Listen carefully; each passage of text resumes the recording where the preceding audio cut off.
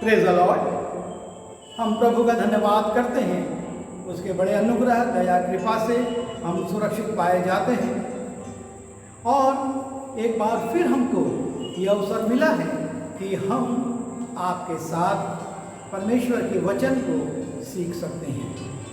तो आइए हम आराधना को प्रारंभ करें और प्रार्थना करें।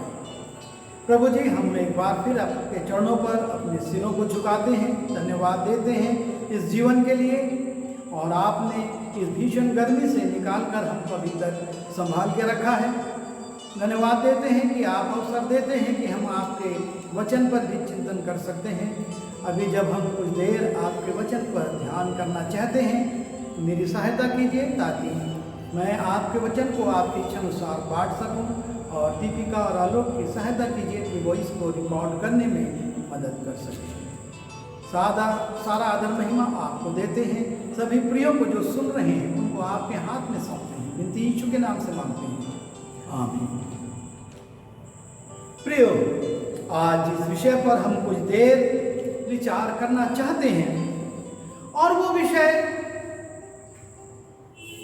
परमेश्वर से संबंधित है कि परमेश्वर किस दृष्टिकोण से आपको और मुझको देखता है।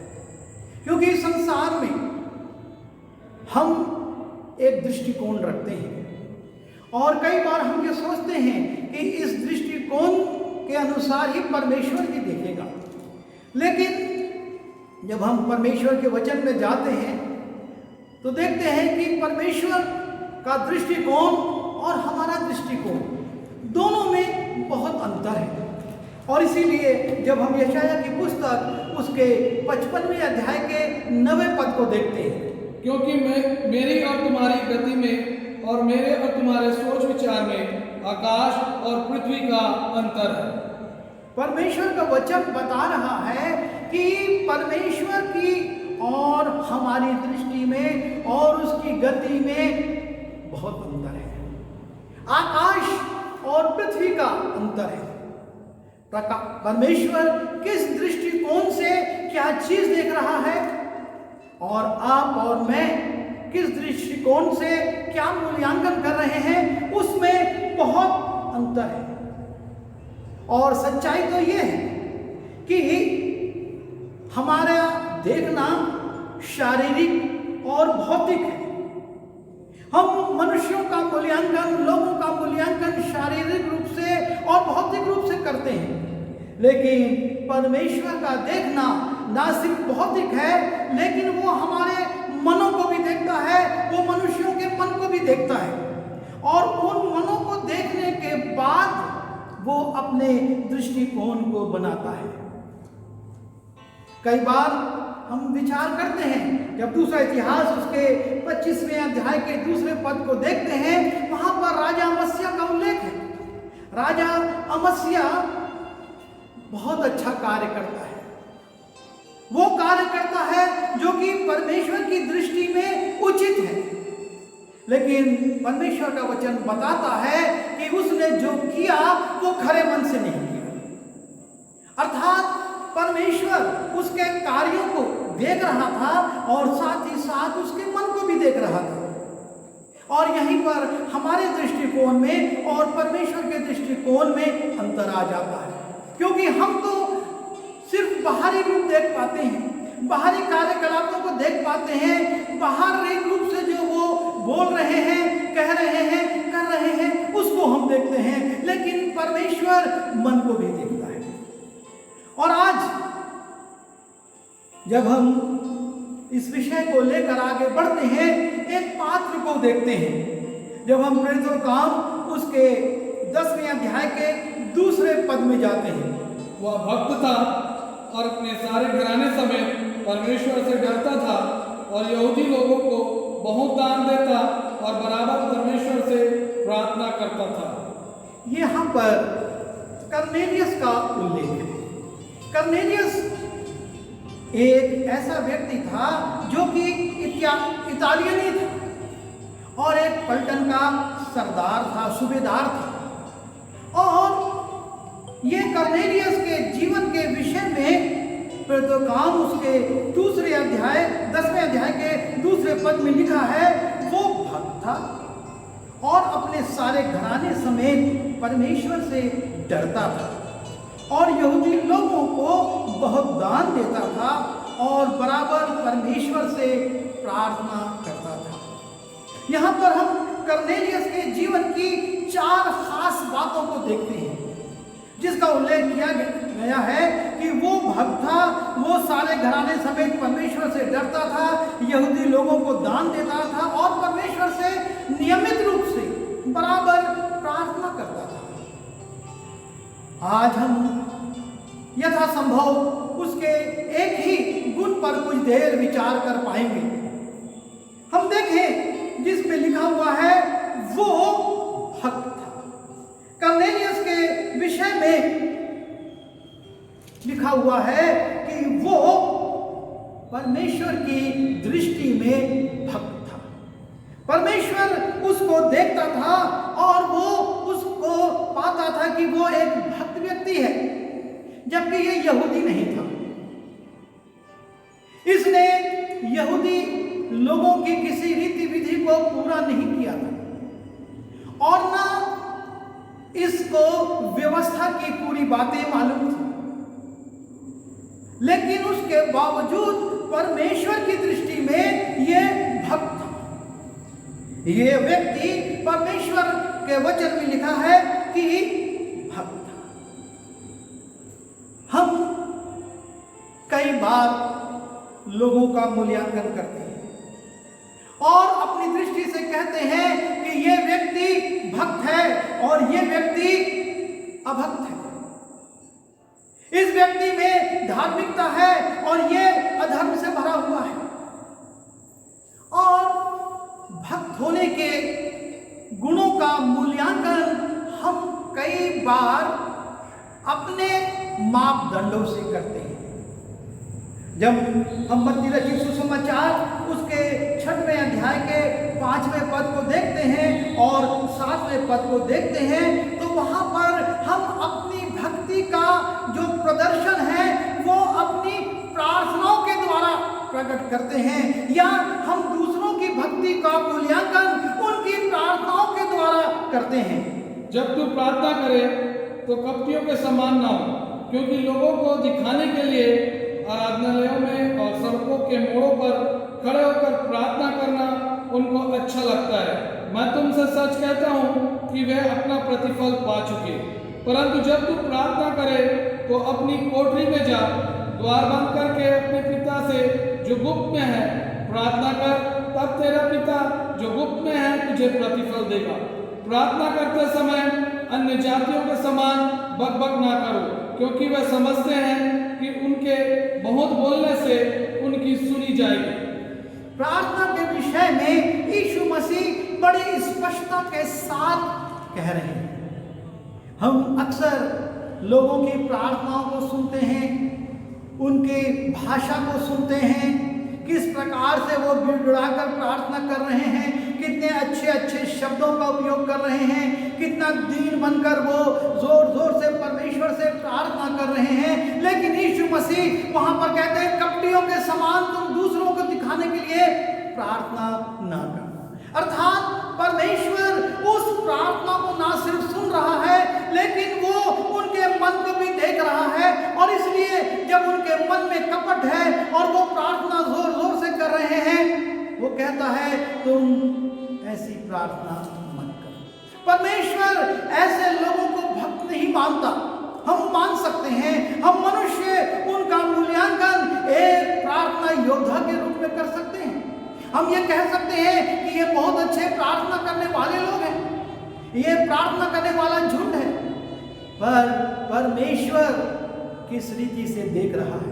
और ना सिर्फ वो प्रार्थना को देखता है लेकिन जब हम दान करते हैं उसमें भी, क्योंकि ये दान भी आज भक्ति प्रदर्शन का एक मार्ग बन गई है और शुरू से लोग अपनी भेंटों के द्वारा अपनी भक्ति को प्रकट करना चाहते थे कि हम परमेश्वर के परम भक्त हैं, हम उसके भक्त हैं। लेकिन परमेश्वर का वचन यहाँ पर मत्ती 6 उसके 2 पद में कहता है, इसलिए जब तू दान करे तो अपने आगे तुरी ना बजवा, जैसे कपटी सभाओं और गलियों में करते हैं ताकि लोग उनकी बड़ाई करें, मैं तुमसे सच कहता हूं कि वे अपना प्रतिफल पा चुके हैं।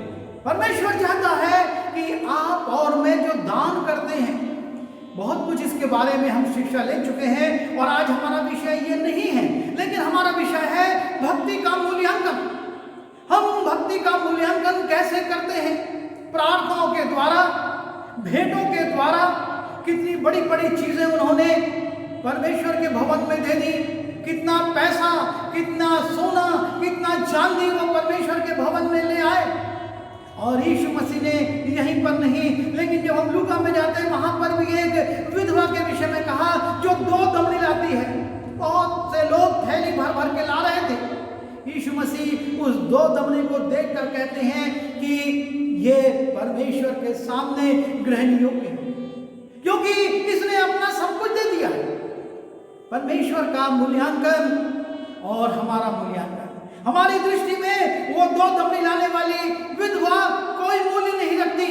उसको लोग धक्का मार के एक तरफ सरका देंगे और जो थैलियों में लेकर आ रहे हैं सिक्के, सोना चांदी, उनको आने देंगे। लेकिन प्रभु यीशु मसीह का मूल्यांकन दूसरा है। उस भक्ति को वो पसंद नहीं करते जो कि मनुष्यों को दिखाकर की जा रही है। और इसीलिए वो मत्ती रचित सुसमाचार उसके 6वें अध्याय के 16वें पद में उपवास के विषय में भी कहते हैं, क्योंकि भक्ति का एक मापदंड ये उपवास भी बन गया है। लोग कहते हैं हफ्ते में हम 2 उपवास करते हैं, हफ्ते में हम इतना और साल में इतना और 40 दिन उपवास करते हैं। लेकिन प्रभु यीशु मसीह क्या कहते हैं? जब तुम उपवास करो तो कपटियों के समान तुम्हारे मन पर उदासी ना छाई रहे, क्योंकि वे अपना मुंह बनाए रहते हैं ताकि लोग उन्हें उपवासी जाने। मैं तुमसे सच कहता हूं कि वे अपना प्रतिफल पा चुके हैं। वे अपना प्रतिफल पा चुके। कौन लोग? जो कि उपवास तो कर रहे थे लेकिन अपना चेहरा लटकाए हुए थे और ऐसा दिखा रहे थे कि लोग जाने कि ये उपवासी लोग हैं। ऐसी भक्ति को परमेश्वर पसंद नहीं करता। वो उसके मूल्यांकन ये उपवास नहीं, ये पैसा नहीं, ये प्रार्थना नहीं, लेकिन उसका मूल्यांकन कुछ और है।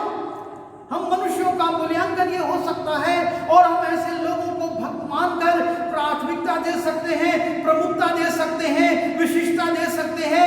लेकिन परमेश्वर, जब हम 2 तीमुथियुस उसके 3 अध्याय के 5वें पद में जाते हैं, बड़ी स्पष्टता से कहता है वे भक्ति का भेष तो धरेंगे पर उनकी शक्ति को ना मानेंगे। वो भक्ति का भेष धरेंगे। आप और मैं अपने दानों के द्वारा, अपने उपवास के द्वारा, अपनी प्रार्थनाओं के द्वारा भक्ति का भेष तो धरेंगे, लेकिन हमारे जीवन में परमेश्वर का भय नहीं। हम उसकी शक्ति को नहीं मानते। हम अपने पैसे की शक्ति को, अपने ज्ञान की शक्ति को, अपनी बुद्धि की शक्ति को, अपने मित्रों की शक्ति को, अपने पदों की शक्ति को, इनको महत्व देते हैं कि ये शक्तियां हमारा साथ हैं तो हमको कौन गिरा सकता है।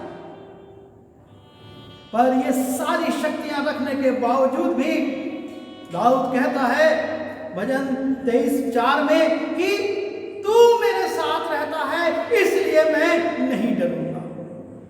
परमेश्वर मेरे पास सेना हो सकती है, परमेश्वर मेरे पास पैसा हो सकता है, परमेश्वर मेरे पास एक अच्छा धार्मिक जीवन हो सकता है, मैं एक अच्छा कवि हो सकता हूँ, मैं एक अच्छा गायक हो सकता हूँ, मैं एक अच्छा बजाने वाला हो सकता हूँ, लेकिन ये सारी बातें एक तरफ।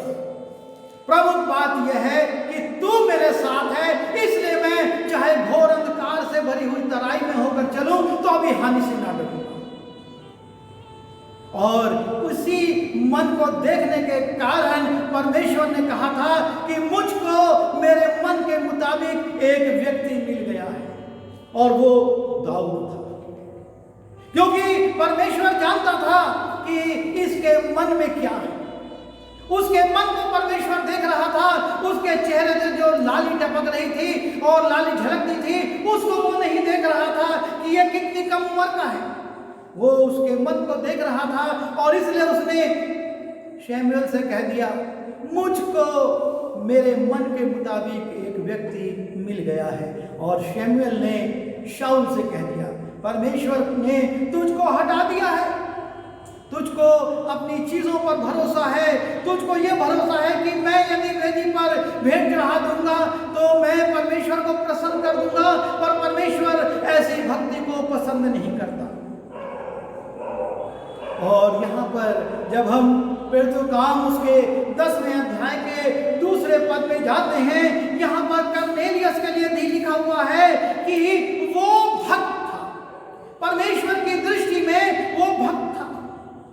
जब हम बाइबल में जाते हैं, बहुत सारे ऐसे पात्र हैं, हम सबका तो उल्लेख नहीं कर सकते, लेकिन कुछ पात्रों को हम देखते हैं जिनके विषय में परमेश्वर भी और हम भी देखते हैं कि वो परमेश्वर के भक्त लोग थे। जब हम दूसरा राजा उसके 4थे अध्याय के 9वें पद में जाते हैं, वहां पर एलिशा के विषय में एक अन्य जाति सुनेमी स्त्री प्रतिक्रिया करती है, ये व्यक्ति जो हमारे घर के पास से जाता है वो मुझको एक अलग ही प्रकार का व्यक्ति दिखता है।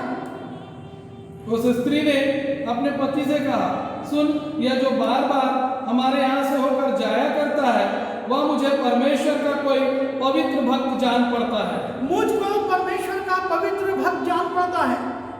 इससे हमारी ज्यादा बातचीत नहीं हुई, और ये कहाँ का रहने वाला है, क्या करता है, हम ये नहीं जानते, लेकिन इसका व्यवहार जो है, इसका बोलचाल जो है, इसका रहन सहन जो है, इसके जीवन का समर्पण जो हमको दिखता है, और इसलिए मुझको ऐसा लगता है कि ये परमेश्वर का कोई पवित्र भक्त है। एलिशा के विषय में ये स्त्री इस प्रकार की प्रतिक्रिया करती है। उससे उसका उस समय तक कोई विशेष, बस वो कहती है ये जो बार बार हमारे यहाँ से होकर आता उतरता है, मुझको परमेश्वर का कोई पवित्र भक्त जान पड़ता है। परमेश्वर की भक्ति के कार्यों से नहीं, लेकिन हमारे जीवन से झलकना चाहिए, हमारे व्यवहार से झलकना चाहिए, हमारे बोलचाल से झलकना चाहिए, हमारे आचरण व्यवहार से झलकना चाहिए। और एलिशा ने कभी उसको अपना परिचय नहीं दिया कि मैं इतना बड़ा भक्त हूँ, मैं ये आश्चर्य कर्म करता हूँ और मैंने ये बातें करी हैं, मैं तो एलिया का चेला हूँ। उसने अपना परिचय इस रीति से नहीं दिया, लेकिन उसके बावजूद भी ये शूनेमी स्त्री उसके लिए एक साक्षी देती है कि जो बार बार हमारे पास से होकर गुजरता है, मुझको परमेश्वर का पवित्र भक्त जान पड़ता है। एक और भक्त के विषय में हम देखें, लूका रचित सुसमाचार उसके 2 अध्याय के 25वें पद। यरूशलेम में शमौन नामक एक मनुष्य था। वह मनुष्य धर्मी और भक्त था और इस्राएल की शांति की बाट जोह रहा था और पवित्र आत्मा उस पर था। यहाँ पर हम देखते हैं शिमोन के विषय में, और हम शिमोन के विषय में सब कुछ जानते हैं।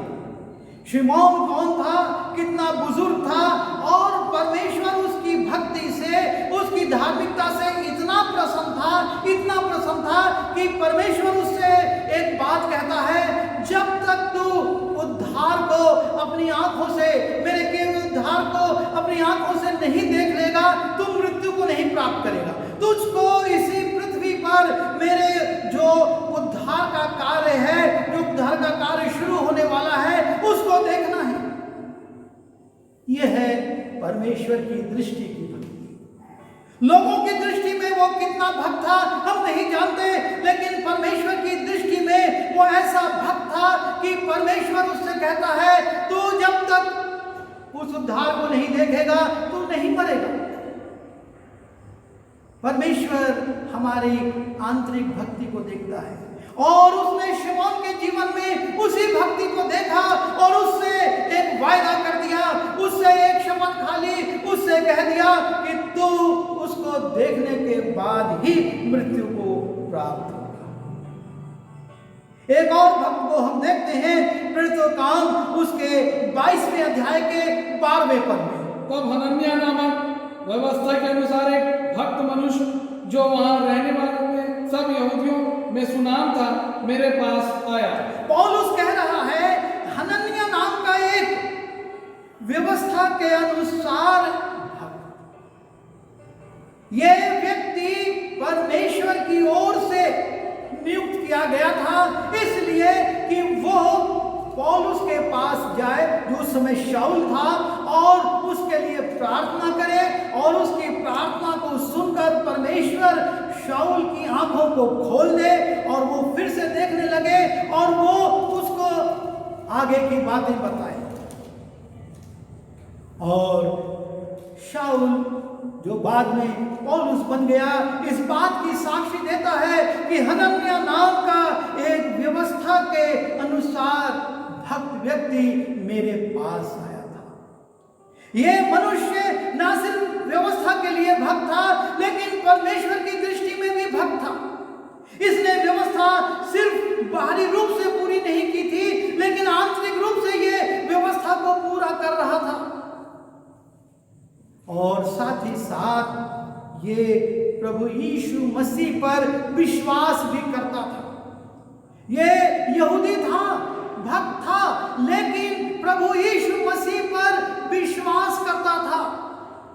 और इसीलिए जब शाऊल के लिए परमेश्वर कहता है तो जा उस सीधी नाम की गली में, और वहां पर एक व्यक्ति प्रार्थना कर रहा है शाऊल नाम का, उसके लिए तू प्रार्थना कर। वो 3 दिन से उपवास में है। वो कहता है प्रभु ये वो व्यक्ति है जो कलीसिया को सता रहा है और इसी मनसा से हमारे नगर में भी आया है। परमेश्वर उससे बातचीत करता है। इतना भक्त व्यक्ति है ये कि परमेश्वर उससे बात कर रहा है, कहता है मैं तुझको भेज रहा हूं क्योंकि मैं उसको दिखाऊंगा। पौलुस जो शाऊल था उसको मैं दिखाऊंगा कि उसको मेरे लिए कैसे कैसे कष्ट उठाने हैं। यह है परमेश्वर के साथ भक्ति।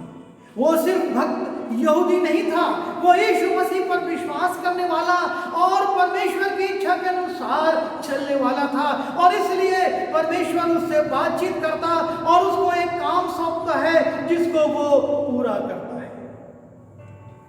और आगे अगर हम जाएं फिर से काम उसके 8वें अध्याय के 2 पद में, कुछ भक्तों ने स्तिफनुस को कब्र में रखा और उसके लिए बड़ा विलाप किया।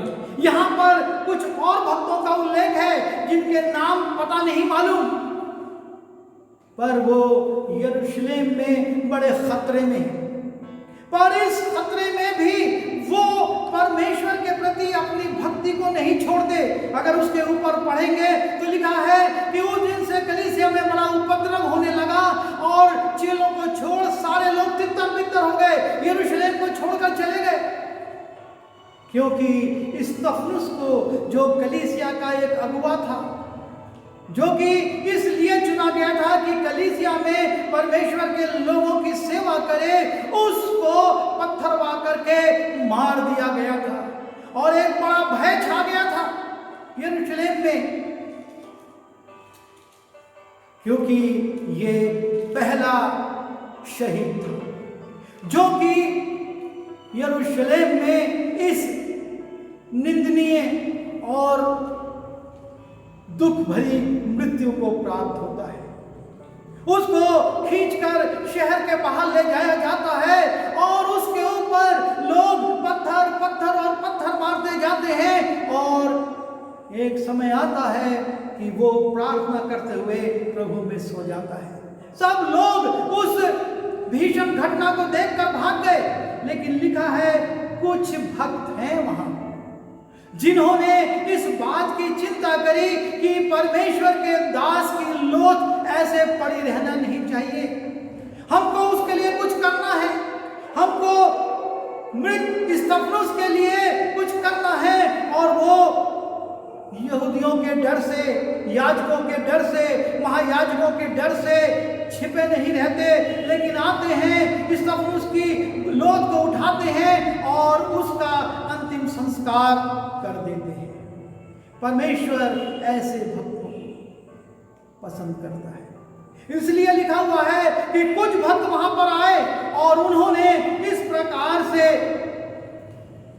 स्तिफनुस की देह को कब्र में रखा और उसके लिए बड़ा विलाप किया।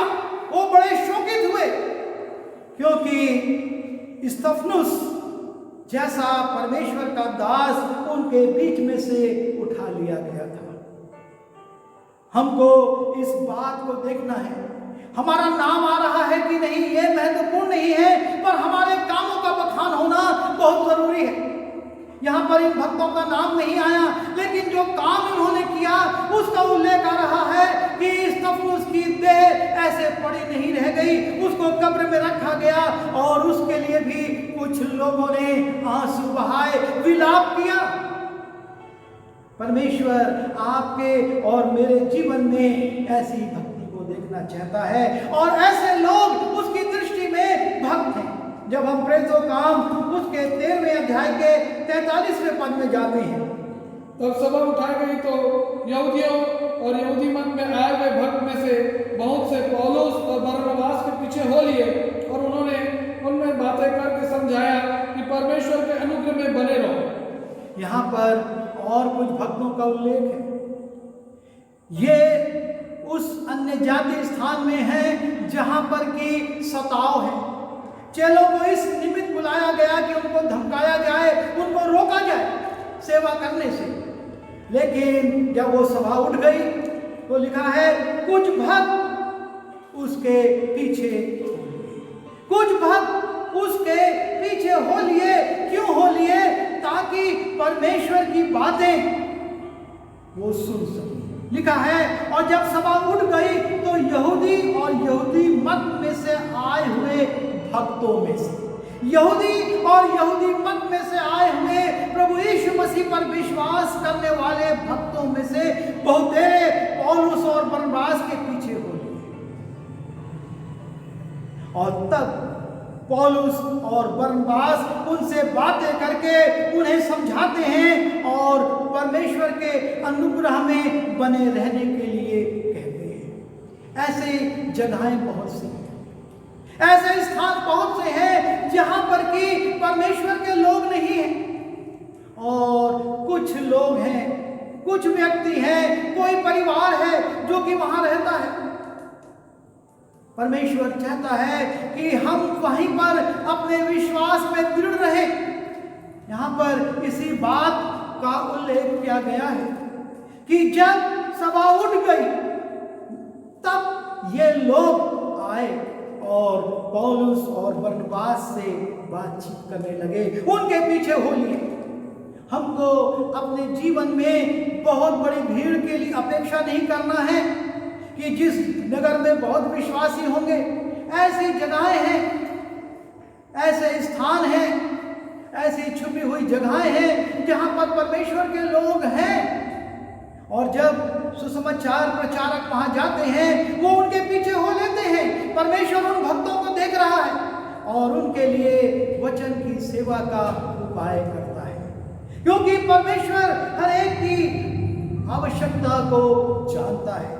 और जब हम प्रेरितों का काम उसके 17वें अध्याय के 4थे पद में जाते हैं, उनमें से कितनों ने और भक्त यूनानियों में से बहुतों ने और बहुत सी कुलीन स्त्रियों ने मान लिया और पौलुस और सिलास के साथ मिल गए। यहाँ पर हम देखते हैं कि यूनानी लोग जिन्होंने प्रभु यीशु मसीह पर विश्वास कर लिया था, लिखा है कितने भक्त यूनानियों में से बहुतों ने और बहुत सी कुलीन स्त्रियों ने मान लिया और पौलुस और सिलास के साथ मिल गए।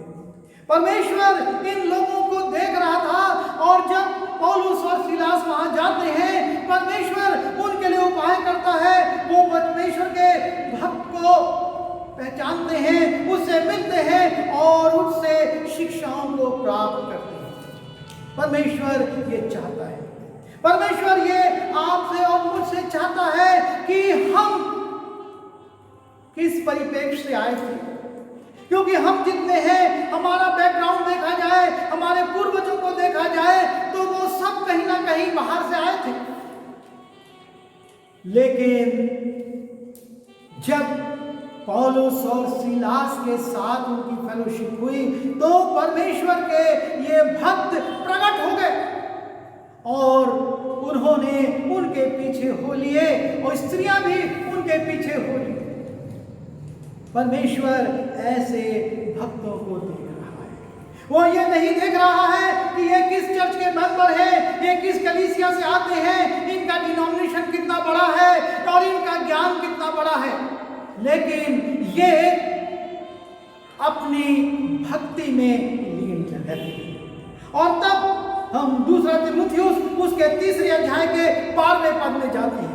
पर जितने मसीह यीशु में भक्ति के साथ जीवन बिताना चाहते हैं वे सब सताए जाएंगे। जी हाँ, बात यहीं पर आकर रुक जाती है कि जितने मसीह यीशु में भक्ति के साथ जीवन बिताना चाहते हैं वे सब सताए जाएंगे। आप और मैं क्या है मनुष्यों की दृष्टि में ये महत्वपूर्ण है। आपके और मेरे दानों की चर्चा कितनी होती है ये महत्वपूर्ण नहीं है। आप और मेरे उपवासों के विषय में क्या लोग कहते हैं ये महत्वपूर्ण नहीं है। आपकी और मेरी प्रार्थना लोगों के बीच में हो पाती है या नहीं ये महत्वपूर्ण नहीं है। महत्वपूर्ण ये है कि परमेश्वर की दृष्टि में आप और मैं क्या है, आप और मैं क्या है परमेश्वर की दृष्टि में, भक्त है या ढोंगी है। मैं कपटी नहीं कह रहा, वो बोलना मेरे लिए शोभा नहीं देता, लेकिन जरूर से यह है कि कहीं हम भक्ति का ढोंग तो नहीं रच रहे हैं। मनुष्यों के सामने हमारा ढोंग हमको प्रमुखता दिला सकता है, लेकिन ध्यान रखिए परमेश्वर मनों को जांचता है। जब हम यशाया उसके 57वें अध्याय के पहले पद में जाते हैं, धर्मी जन नष्ट होता है और कोई इस बात की चिंता नहीं करता। भक्त मनुष्य उठा लिए जाते हैं परंतु कोई नहीं सोचता। धर्मी जन इसलिए उठा लिया गया कि आने वाली आपत्ति से बच जाए। धर्मी लोग उठा लिए जाते कोई नहीं सोचता, क्योंकि वो तो उनकी आंख का किरकिरी है, वो तो उनको चुभता है। और इसलिए परमेश्वर का वचन कहता है वो इसलिए उठा लिया गया कि आने वाली आपत्ति से बच जाए, विपत्तियां जो आने वाली थी उनसे बच जाए। परमेश्वर की दृष्टि में हर एक भक्त का प्राण अनमोल है और वो उसका मूल्य करता है। और एक स्थल पढ़कर हम आज के इस वचन को समाप्त करेंगे और स्तिफनुस के जीवन के 3 बातों को और हम आगे ध्यान करेंगे। हम खोल लें मत्ती रचित सुसमाचार उसका 5वां अध्याय और 11वां और 12वां पद। मत्ती रचित सुसमाचार उसका 5वां अध्याय 11 और 12 पद। धन्य हो तुम जब मनुष्य मेरे कारण तुम्हारी निंदा करे और सताए और झूठ बोल बोल कर तुम्हारे विरोध में सब प्रकार की बुरी बातें कहे। तब आनंदित और मगन होना, क्योंकि तुम्हारे लिए स्वर्ग में बड़ा फल है, इसलिए कि उन्होंने उन भविष्यवक्ताओं को जो तुमसे पहले थे इसी रीति से सताया था। परमेश्वर का पुत्र प्रभु यीशु मसीह अपने पर्वतीय उपदेश में इस बात को प्रकट करता है कि तुम सताए जाओगे। परमेश्वर के भक्तों का मूल्यांकन किसी तमगे से नहीं होगा, लेकिन सताव से होगा, निंदा से होगा, बुराई से होगा, अपमान से होगा। ये परमेश्वर के भक्तों के तमगे हैं इस संसार के लिए, लेकिन प्रभु यीशु मसीह कहते हैं आनंदित और मगन होना, क्योंकि तुम्हारे लिए स्वर्ग में बड़ा फल है। तुम्हारे लिए जो मेडल है वो स्वर्ग में है। और इसलिए जब हम कर्नेलियस के जीवन को देखते हैं, पहली बात उसके लिए लिखी है कि वो परमेश्वर की दृष्टि में भक्त था। परमेश्वर की दृष्टि में, मनुष्यों की दृष्टि में नहीं, मनुष्य की दृष्टि को मानने जाती था, लेकिन परमेश्वर की दृष्टि में वो भक्त था और परमेश्वर अपने भक्तों का आदर करता है। आइए हम दुआ करेंगे। प्रभु जी एक बार फिर आपके चरणों पर आते हैं, आपका धन्यवाद, आपकी स्तुति, आपकी बड़ाई, आपकी प्रशंसा करते हैं कि आप हमारे भौतिक जीवन को और भौतिक धार्मिकता को नहीं, लेकिन आंतरिक जीवन को और हमारी आंतरिक धार्मिकता को देखते हैं, और उसके आधार पर आप प्रभु जी हमारा मूल्यांकन करके हमको भक्त ठहराते हैं। प्रभु जी हमारा निवेदन है कि मुझको और जितने मेरे प्रिय इस वचन को सुन रहे हैं, प्रभु आप अनुग्रह दीजिए कि हम आपकी दृष्टि में भक्त ठहर सकें, ताकि स्वर्ग में जो बड़ा प्रतिफल रखा हुआ है उसको हम प्राप्त कर सकें। विनती यीशु मसीह के नाम से मांगता हूं, आमीन। आइए हम आशीष ग्रहण करें। अब परमेश्वर पिता का प्रेम, प्रभु यीशु मसीह का अनुग्रह और पवित्र आत्मा की सहभागिता इस वचन को सुनने वाले प्रत्येक लोगों के साथ प्रभु यीशु मसीह के दूसरे आगमन तक होती रहे, आमीन।